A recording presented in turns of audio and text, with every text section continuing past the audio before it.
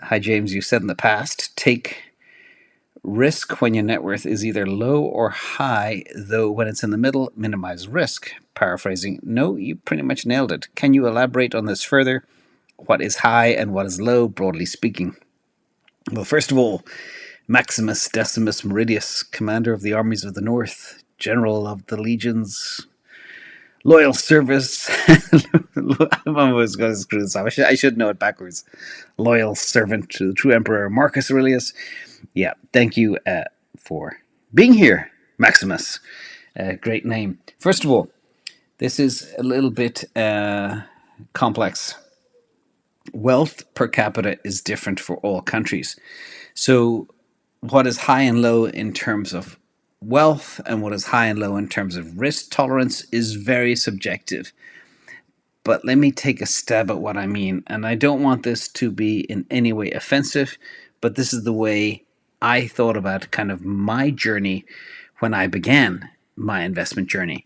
Okay, this is my goals are not your goals, but this is my view of the world and what I experienced. So my point of view reflects my experience and not other people out there.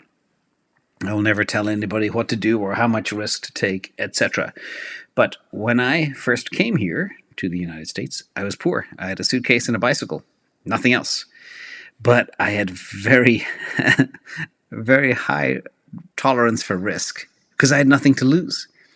Landing on the shore, so I took on extraordinary risk, big gambles, that made money and then converted that money into real estate and wash, rinse, repeat. That was me. That was my strategy. But I was poor when I came here.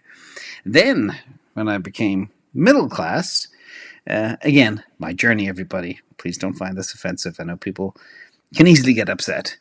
My journey, not yours. But when I was middle class, I had more responsibility, mortgages, family, that type of stuff. And then you need to balance risk.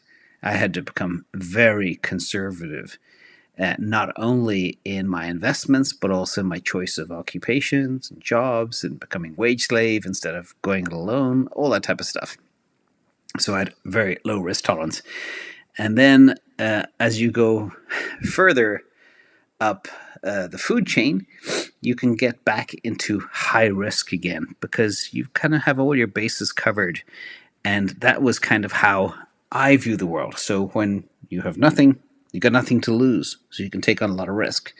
When you're in the middle, you have a lot to risk and you are sometimes living paycheck to paycheck. You got a lot of responsibilities. You don't have a big mattress, as I call it, or safety blanket. And then afterwards, later in life, when you have amassed larger bags, you can go back to taking on risk again. So I want people to look at this. It's a very crude chart, everybody. Very crude, but I hope it imparts the journey of many. But don't risk if you are in a situation where you have lots of commitments, mortgages, family, medical, college tuition, all that type of stuff. Don't risk blowing it. Again, reel in that risk. And then when you get really comfortable again, then you can once again. So I hope that helps, again, my view of the world.